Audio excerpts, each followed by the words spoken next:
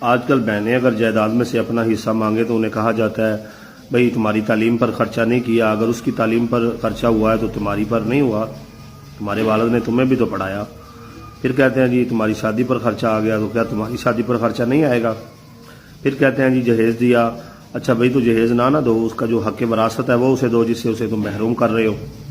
ویسے بھی نبی پاک صلی اللہ علیہ وسلم نے جب اپنی بیٹی حضرت سیدہ فاطمہ الزہرا سلام اللہ علیہا کی شادی کی تھی تو انہوں کو جو حضرت علی نے پیسے دیے تھے ان سے انہوں نے تھوڑا سا سامان خریدا تھا، رسول اللہ نے جہیز نہیں دیا تھا صلی اللہ علیہ وآلہ وسلم۔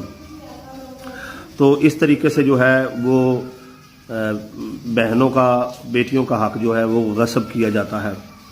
اور دوسرا دیکھیں اگر وہ عورت ہے تو اللہ نے پہلے اس کا جو ہے وہ آدھا حصہ رکھا ہے، آپ کے برابر نہیں رکھا ہے، ٹھیک ہے نا جی؟